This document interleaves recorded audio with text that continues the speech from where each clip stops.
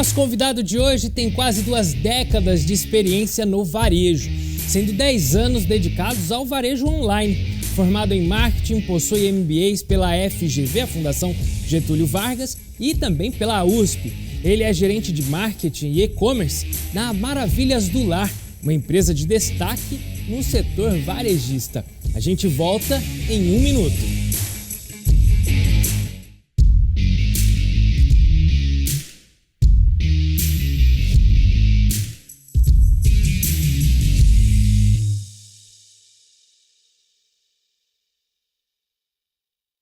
De volta com Poder e Negócios, hoje vamos conversar com Paulo Savieto, que é gerente de marketing e de e-commerce da Maravilhas do Lar. Paulo, um prazer recebê-lo aqui no Poder e Negócios. Prazer todo meu, obrigado pelo convite. Paulo, são quase 20 anos de experiência e você estava me contando que começou ali no e-commerce, né? O e-commerce ganhou um grande destaque no mundo, principalmente na época da pandemia, porque foi uma necessidade para todo mundo, não é? Exatamente. Eu tô nessa área de e-commerce aí há um bom tempo, é minha paixão desde o comecinho de carreira mesmo, trabalhar, vender pela internet.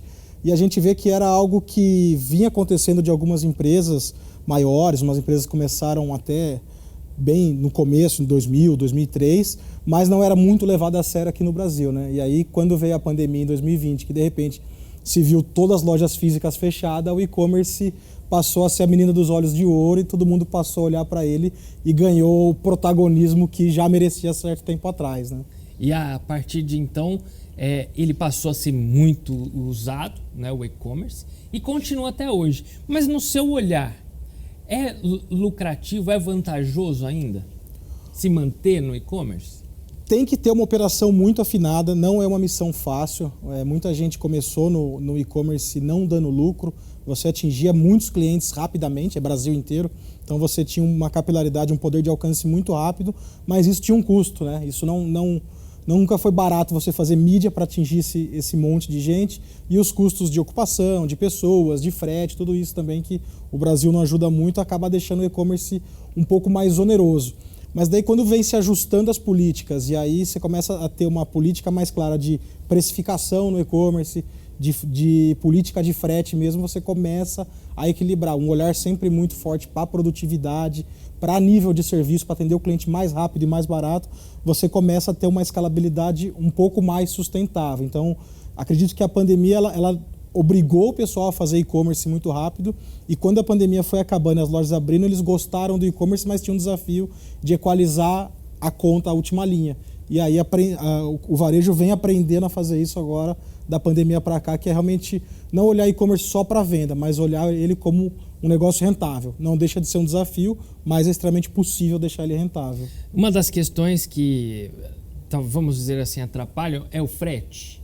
O frete é uma das questões que atrapalha.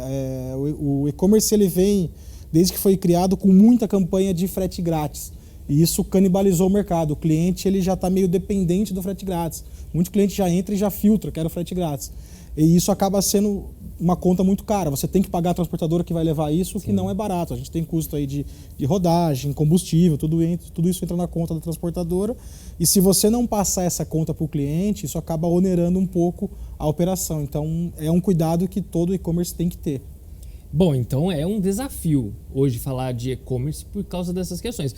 Atinge o volume que você quer de clientes, mas a conta, muitas vezes, pelo que você está falando, não fecha totalmente. Exatamente. Esse é o grande desafio, é equalizar essa conta. Você tem um poder de alcance rapidíssimo à base de investimento de marketing digital, por isso tem que ter esse cuidado, porque você sustentar esse crescimento rápido não é barato. Então tem que ter muito esse cuidado.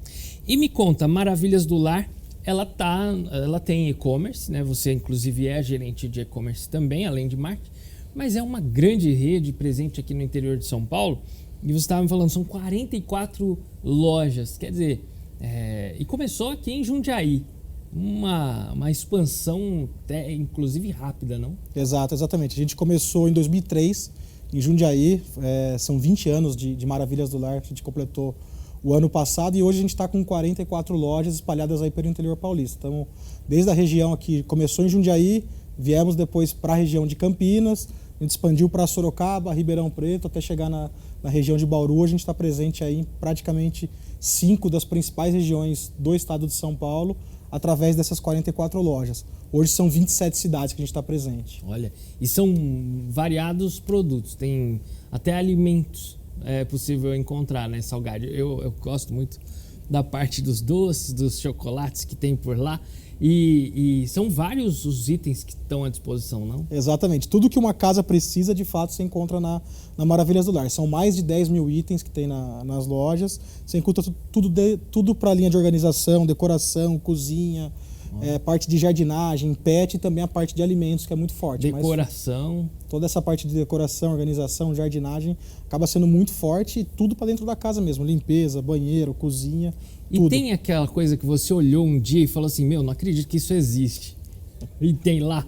Tem produto que você anda pela loja, você bate o olho e fala, nossa, para que serve isso? E quando você vai ver, você percebe que você está precisando em casa daquilo lá. Que então, tem uma funcionalidade incrível. Exatamente. Isso além da gente perceber quando está andando na loja, a gente escuta o cliente falando isso quando a gente visita e também observa muito esse movimento do cliente, que ele vai para comprar uma coisa, mas a casa acaba pegando várias outras. E me conta, qual é o desafio de cuidar do marketing de 44 lojas? Porque acho que você conversa com gerentes locais, você conversa com as equipes que precisam movimentar e dessa maneira também chamar o público. Essa é a função do marketing, né? Aquela coisa da propaganda. Como que é o desafio para você? É um desafio grande. Esse desafio ele existe porque você está falando além de estar falando com 44 lojas diferentes, em seus públicos, em suas equipes, então são 44 líderes e responsáveis de loja, são gerentes regionais, são as equipes que a gente precisa o tempo todo estar falando com as equipes para que as operações de marketing aconteçam. Tem os fornecedores também, então são fornecedores muitas vezes locais, você tem aqueles maiores que abrangem mais cidades, mas você tem os parceiros locais também que têm as suas particularidades em cada região. E principalmente o desafio maior é entender o público de cada região, né? O público de Campinas ele é diferente do público aqui de Hortolândia, que é do lado, que é muito diferente de Ribeirão Preto, que é muito diferente de Bauru. Então esse desafio de entender o público acaba sendo um desafio muito grande, mas a gente prepara bem a equipe, prepara um staff, um time bom por trás ali atuando, visitando loja sempre de olho, de perto no negócio, de perto ali cara a cara com o cliente, e aí a coisa acaba fluindo naturalmente. Você falou que cada público tem a sua particularidade, mas qual é o perfil que você encontra em todos os públicos? Em Campinas, Hortolândia, em todas as regiões você encontra algo que está presente em todos os públicos, todos os perfis. A gente encontra ali, o nosso público é mandatoriamente feminino, então 75% do público hoje ele é feminino, a gente está falando ali de 80% acima de 25 anos. E o nosso público, o nosso ponto focal ali, maior volume de clientes, são mulheres de 35 a 45 anos. Então esse é o perfil que é meio que unânime, que você rodar nas 44 lojas, você vai encontrar esse perfil de mulheres acima de 35 anos, com toda certeza. E um público muito simples, um público que gosta das coisas simples, fácil de achar, uma linguagem extremamente fácil. Então é fazer realmente o feijão com arroz na loja, cuidar muito bem desse público. O arroz e feijão bem feito não tem para ninguém, né? Isso é fato, né, Paulo? Exatamente. E é o que a gente faz. A gente briga aí, esse crescimento rápido vem muito à base desse conceito. A gente procura ser 1% melhor a cada dia, né? Então, a gente vai errar, a gente volta, tenta de novo, acertou, dá sequência naquilo, tenta de novo. E não só por causa disso vai ficar parado, né? É também um desafio importante, principalmente no mercado brasileiro e voltando para o digital, é você estar muito antenado às mudanças e ser rápido para moldar os processos e aplicar essas mudanças. Às vezes vem uma onda aí de alguma coisa muito boa, se você não estiver pronto para surfar nela, passa muito rápido e você perdeu a oportunidade de vender, de melhorar seu atendimento, de crescer a empresa. Então tem que estar ligado com isso também. E o público, o que ele mais deseja quando ele vai... Algo que seja unânime, o que ele mais deseja quando ele quer entrar na loja? Você falou da questão da simplicidade, mas ele ainda vai atrás do bom preço? Hoje é o nosso forte, além da variedade desses mais de 10 mil itens que a gente tem, mas também é um preço extremamente acessível, né? O time comercial nosso trabalha duro lá com os fornecedores para conseguir esse preço de fato atrativo, que é realmente o que traz o cliente para a loja e o que segura ele como um cliente fiel, né? Você de fato precifica aquele produto com o valor que ele merece, com o valor percebido, e o cliente percebe isso e acaba comprando quando visita a loja. Olha só. Bom, e você falou dessa questão da dificuldade de entender cada perfil, entender cada cidade, cada lugar, mas isso faz parte, né? Isso faz parte do show, porque você precisa realmente fazer o negócio ser bem estruturado. E acho que hoje, se a gente pudesse passar de uma lição, uma dica para os empreendedores, é isso, não é, Paulo?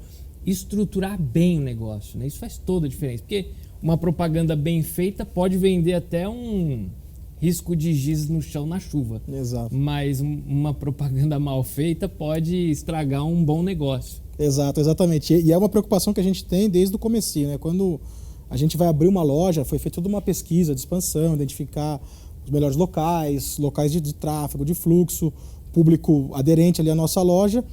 O primeiro passo meu quanto marketing é visitar aquela loja há 3, 4 meses antes da inauguração, que é para entender aquela praça. Então eu frequento os comércios locais, eu ando de a pé no centro, eu rodo de carro todos os cantos da cidade, eu converso com as pessoas na rua, eu escuto a rádio local, eu visualizo as propagandas locais, justamente esse contexto todo para a gente entender.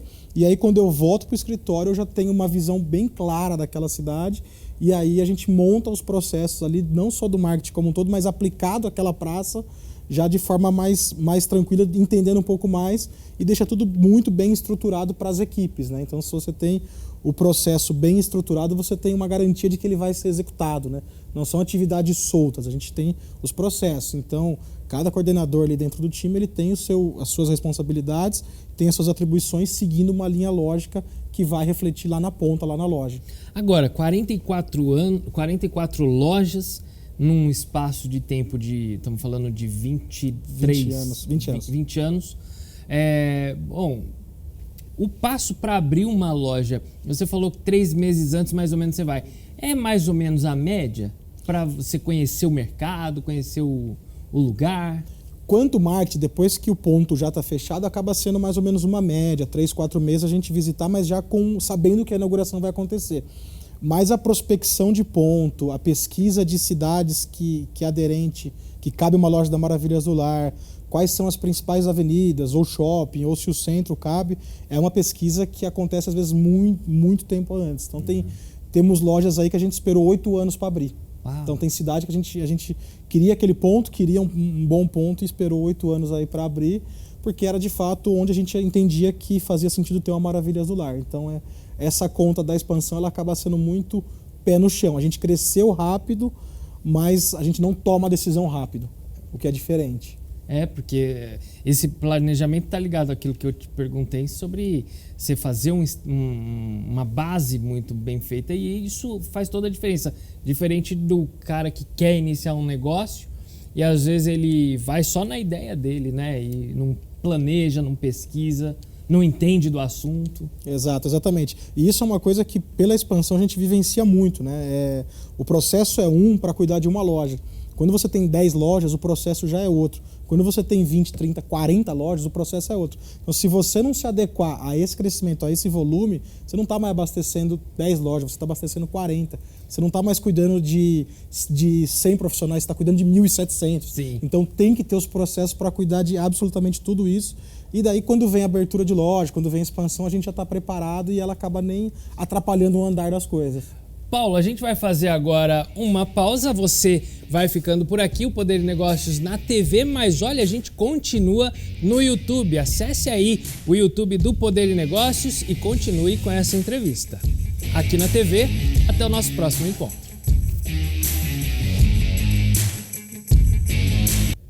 Continuando aqui a entrevista com Paulo Savieto, gerente de marketing e também de e-commerce da rede de lojas Maravilhas do Lar, presente em Campinas e no interior de São Paulo, uma loja muito forte na questão do varejo. O varejo sempre foi seu forte, Paulo. Exatamente, eu estou no varejo aí praticamente há 20 anos, ano que vem faz 20 anos que eu estou no varejo. Trabalhei a minha vida toda no varejo, sou completamente apaixonado por varejo e é uma das principais ramos de atuação do nosso país, né? O varejo ele é muito forte de pegar esse produto da indústria e fazer ele chegar de forma justa, de forma certa, com preço justo, nas mãos do cliente certo. Isso para mim é apaixonante. O varejo move, tem gente que é movida pelo varejo, que gosta. E qual seria o segredo, na sua opinião, para para trabalhar no varejo? Eu acho que o varejo ele tem duas questões muito importantes que a gente tem que estar antenado o tempo todo. O primeiro é que ele é extremamente dinâmico, então você tem que estar preparado para mudança o tempo inteiro. Às vezes uma ação que você fez hoje numa loja ou num site que seja, amanhã já não serve mais. Então você tem que estar preparado para enxergar esse movimento e fazer esse movimento, essa alteração sempre que necessário. E outra coisa que conta muito para o varejo é a velocidade. Então a gente tem que estar antenado nas mudanças, mas tem que também ter essa velocidade de perceber o que deu errado para alterar, perceber o que deu certo para exponenciar e perceber todas as oportunidades que o mercado oferece. Eu conversei já com muitas pessoas do varejo e elas falam também sobre a necessidade e a importância de você ser apaixonado por pessoas. Isso também. Isso também, o tempo todo, né? A gente tem a questão de ser apaixonado pela nossa equipe, né? A gente depende de pessoas, então tem uma equipe muito grande por trás, fazendo a coisa acontecer nas 44 lojas, lá no e-commerce, no CD, no escritório, em todos os setores da empresa, mas também gostar de pessoas no sentido cliente. São milhares, milhões de clientes que quem é de varejo costuma atender por inúmeras cidades. E aí você está o tempo todo de frente com o cliente, o nosso funcionário lá na loja está atendendo, seja no caixa, seja numa gôndola, seja um vendedor de uma loja de moda, por exemplo, o tempo todo ele está frente a frente com o cliente. Então, é inevitável que ele tenha que entender e gostar de lidar com pessoas. Sim. Agora, Paulo, assim, eu sei que foge um pouco da tua área, mas me conta sobre os desafios de uma empresa como a Maravilhas do Lar em lidar com as questões de tributação, exportação, que imagino que tudo isso gera impactos, às vezes driblar tudo isso é muito difícil, não? Volta um pouquinho no que você falou no começo, né, da importância de você ter um planejamento bem feito para esse tamanho de empresa e para o crescimento que você espera. Então, a gente já, sempre que vai abrir uma loja e também mês a mês, estima ali um valor de venda que a gente quer atingir, uma meta de venda, uma previsão de venda, e a gente obviamente configura os custos dentro daquela venda. E aí nesse configurar custo entra toda a parte de imposto, toda a parte tributária, e a gente vai lá e fica equilibrando isso na precificação de produto, em de repente subir um pouco o preço e ajustar, e você dá o desconto num produto, mas compensa em outro produto no reajuste de preço. Então você faz ali questão de recebimento de nota, então usa também de todos os recursos fiscais de substituição tributária, todos os benefícios que o fisco oferece para a gente. Então, é um planejamento bem preciso tributário ali para que a gente consiga pagar os impostos todos em dia e não deixar o produto muito caro. É um belo desafio, mas é possível com muito planejamento. E o que vocês estão imaginando a respeito da reforma tributária? A gente sabe que ela pode trazer um impacto, às vezes, positivo ou negativo. A gente está esperando olhar para ela como a gente sempre olhou para todo o movimento que aconteceu no Brasil. Então, tem que estar preparado para o que acontecer. Então, se ela trouxer benefício tributário, ótimo. A gente talvez precifique mais o nosso produto para deixar mais barato e atrair mais cliente. Mas se ela acabar onerando um pouquinho, a gente vai ajustar preço ou vai ajustar mix de produto, ajustar mix de loja, tamanho de linha de produto por tamanho de loja para conseguir equalizar isso dentro da nossa conta. Muito legal. E, Paulo, cada vez mais a gente vê essa coisa do comércio online. E voltando um pouco daquele assunto que a gente estava falando mais cedo, antes no começo do programa, bem no comecinho mesmo do e-commerce, a gente vê cada vez mais plataformas digitais. E o que você tem a dizer a respeito de tráfego pago, o quanto isso é vantajoso para aquele pequeno comerciante, aí puxando um pouquinho da sua bagagem de 20 anos no varejo, como gerente de marketing, a sua estratégia, o seu olhar técnico? A gente, quando está falando de e-commerce, a gente depende o tempo todo de tráfego pago. Então, a gente brinca que você montar um e-commerce é você colocar uma loja no deserto, porque você não vai ter pessoas passando na frente da loja o tempo todo, você precisa ir atrás dessas pessoas. E isso, obviamente, se você quer fazer isso rápido, isso tem um custo. E esse custo de tráfego pago. Então, é inevitável esse custo, e quem vai entrar no e-commerce, ele já tem que se preparar para ter um capital para investir, para chegar nesse volume de crescimento, mas ele sempre tem que pensar o tempo todo em ROI, que a gente chama de ROI, que é retorno de investimento. Então, para cada R$1, eu vou conseguir vender 7, 8, 10, sempre maior esse número. Isso que todos os e-commerce têm que buscar. Então, precisa de tráfego pago? Precisa. Para crescer, é inevitável. E das plataformas, dependendo do tamanho do varejo, se é um varejo pequeno, às vezes ele está num regime tributário mais simples, que não paga um ICMS ali de 18%, não tem uma carga tributária de 20%, mas às vezes é um simples nacional, é um MEI que paga os seus 5%, 7%, ele às vezes consegue absorver a taxa que ele vai pagar para um outro player grande, e aí ele consegue pôr o produto dele dentro desse player, dessas plataformas, e aí ele consegue exponenciar o negócio dele um pouco mais rápido. Então ele vai ter que o tempo todo fazer essa conta, esse cálculo combinado entre taxa que ele vai pagar para o player mais o do imposto dele, com ali também as estratégias de frete e produtividade, tudo para conseguir usar o player para alavancar. Se está num regime mais, já no nosso caso, que você tem uma tributação mais pesada ali, que a gente já paga 18%, 20% ali, que já é um regime já de empresa maior, já fica um pouco mais complicado você pagar uma taxa, a menos que você coloque isso no preço do produto. Mas daí não é o nosso negócio. A gente gosta de oferecer o produto ali no preço realmente que ele vale, e aí por isso, nesse momento, a gente optou ficar de fora dessas plataformas digitais. Sim, e muito legal. Agora eu queria a sua opinião, porque a gente está numa televisão, e querendo ou não, a televisão atinge massa de pessoas, e eu queria a sua opinião quando a gente fala no que fazer, quais estratégias pensar para atingir o cara que assiste a televisão, o cara que assiste a internet, a pessoa que está ligada em tudo ao mesmo tempo. Isso quando eu faço planejamento anual de marketing, eu costumo olhar muito bem para isso, que são essa diversificação de canais, né? Então a gente costuma atacar o cliente ali, tentar atingir o cliente de todas as frentes possíveis. Então a gente trabalha com TV, com rádio, com outdoor, com rede social. A rede social a gente tem o poder de segmentar ela, então eu coloco muitas vezes em volta da loja, ou eu coloco no centro, ou em bairros mais isolados que eu quero que conheça a minha loja. Então a gente usa essa estratégia de forma geral. Não só isso, a gente faz evento também na loja, então é aniversário de uma loja, aniversário da cidade, a gente coloca brinquedo, faz um agrado pro pessoal, e também a participação de eventos. A gente hoje faz eventos patrocinados, alguns em conjunto até com a própria TV, outros eventos com lei de incentivo, que a gente pega parte do valor pago de ICMS e usa isso daí para financiar eventos tanto de cultura quanto de esporte também, é uma outra forma que a gente tem de atingir o público. E eu vejo que a Maravilhas do Lar, ela está bem presente em aspectos sociais, não esportivos, e esse é um valor que agrega à empresa, né? E isso é muito importante, que as pessoas cada vez mais percebam essa proximidade com cultura, com a questão social, com a questão esportiva, não? Exato. A gente tem a preocupação de cuidar muito bem do povo do interior de São Paulo.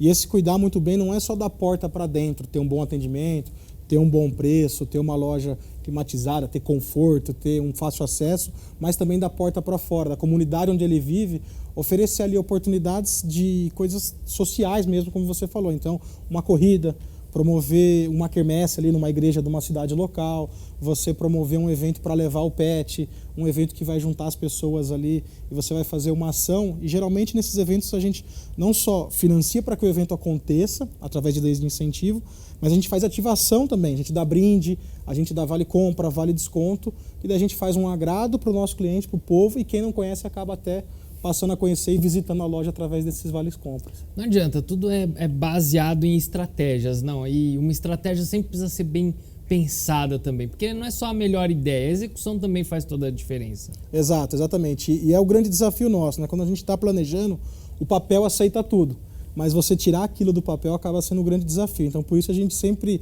deixa tudo muito transparente dentro das atribuições de cada membro da equipe. Tudo tem prazo, tudo tem processo, tudo tem data para acontecer e tem um passo A, B e C para que aconteça. E o nosso papel como gestor é ficar acompanhando se essas datas estão sendo atingidas, estão sendo alcançadas para cada etapa. E aí, no final, quando a gente consegue cumprir a grande maioria dessas datas, você vê que o resultado na ponta acaba acontecendo. Funciona bem. E, assim, a gente vê cada vez mais influenciadores, pessoas na internet. Esse pessoal que muitas vezes usa a internet para dizer que sabe tudo, né? A gente chama de guru da internet.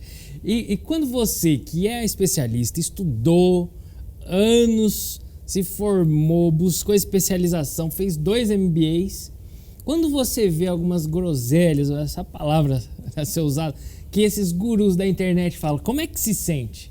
A gente fica até um pouco às vezes meio chateado, porque algumas vezes eles falam coisas que vão prejudicar alguns negócios, mas na intenção de benefício próprio. Então, quem é atingido por esses gurus tem que ter muito cuidado de realmente pesquisar muito bem a índole de quem está oferecendo o serviço, de pesquisar muito bem se aquele tipo de processo que está sendo falado, que está sendo ensinado ali, ele tem efeitos reais, ele tem resultados, ele tem cases do passado que aconteceu.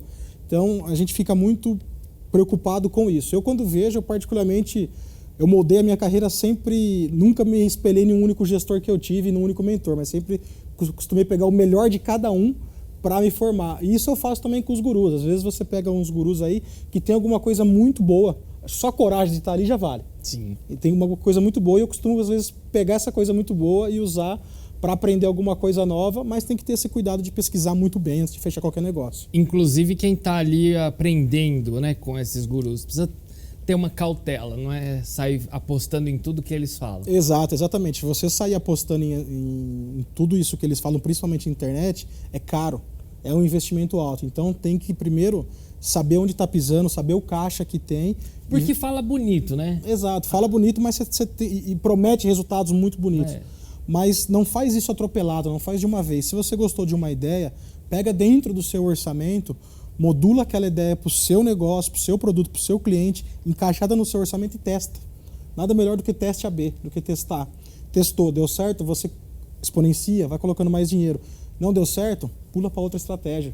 Segue uma outra pessoa, tenta um outro negócio que players do seu negócio, que são referências para você, fizeram no passado e deu certo, tenta aplicar aquilo também. Acho que é o caminho mais seguro. Ô Paulo, e de fato a propaganda é a alma do negócio? É de fato a alma do negócio. A gente não para de fazer propaganda. Eu brigo muito com o meu time, com meus parceiros ali, para que a gente esteja presente todos os dias em todas as mídias. Então tem que estar no rádio todo dia, tem que estar na TV todo dia, tem que estar na rede social, tem que colocar um digital influencer falando da sua marca, você tem que estar presente todo momento, porque realmente o cliente ele acaba esquecendo às vezes da sua marca e ele pode em algum momento passar em frente de um concorrente e entrar e esse cara não volta mais. Então você tem que sempre estar lembrando o cara. Se ele entrou no rádio, ligou o rádio, você está ali. Se ele ligou a TV, você está ali. Então não custa nada a gente sempre ficar lembrando o cliente que a Maravilhas existe e está pronta para atender ele com tudo que a casa dele precisa nos melhores preços. Quem não é visto... não é lembrado. E quem não é lembrado...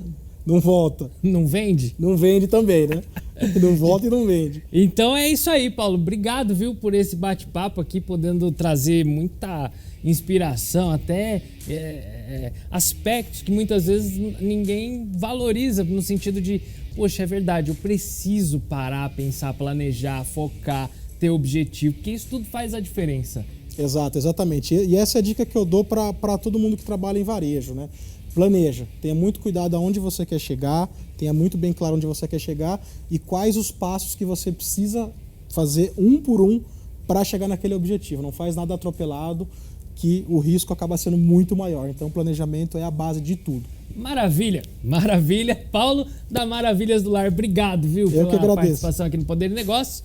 Você que continua acompanhando a gente aqui no YouTube, já se inscreva no nosso canal, canal do Poder e Negócios, para sempre ter acesso a todas as entrevistas que passam na Tati Record, no grupo Tati de Comunicação e também aqui no nosso canal, para sempre ter insight, ideia, para te impulsionar para o crescimento, para o sucesso profissional na área que você deseja. Até nosso próximo encontro.